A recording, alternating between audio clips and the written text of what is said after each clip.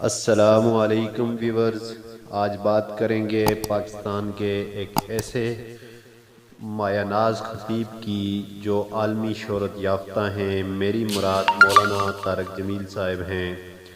آپ پنجاب کے ضلع خانیوال کے علاقہ میاں چنو میں یکم اکتوبر 1953 کو پیدا ہوئے۔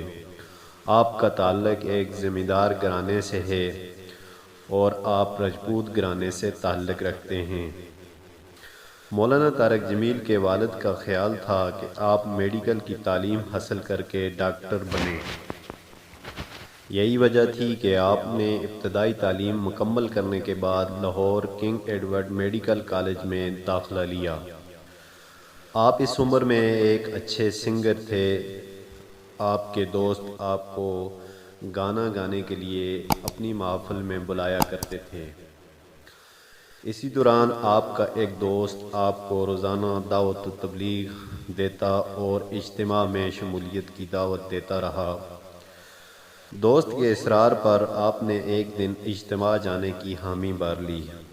یہی وہ وقت تھا کہ آپ کی زندگی بدلنے والی تھی۔ اجتماع کے دوران آپ نے خود سے سوال کیا کہ اگر آج میں مر جاؤں تو انجام کیا ہوگا؟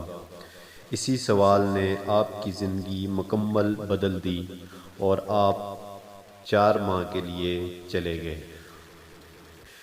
اسی دوران آپ نے میڈیکل کی تعلیم کو ترک کر دیا اور رائیونڈ مدرسے میں دینی تعلیم حاصل کرنے گئے۔ یہاں آپ نے قرآن و حدیث، شریعت، فقہ اور منطق کا علم حاصل کیا۔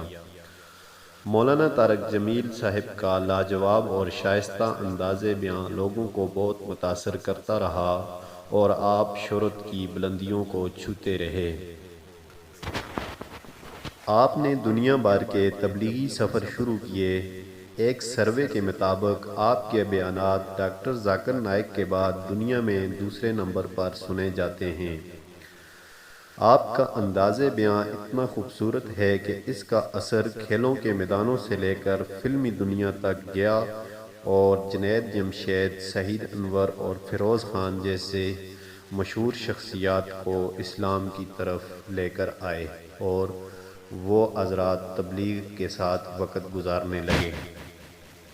یوں تو آپ ہر دور حکومت میں وقت کے حکمران کے ساتھ اچھے تعلقات رکھتے ہیں، لیکن موجودہ دور میں آپ نے عمران خان کے حوالے سے بہت زیادہ اہمیت ان کی بتائی اور لوگوں کو قائل کیا کہ وہ عمران خان کی تعریف کریں۔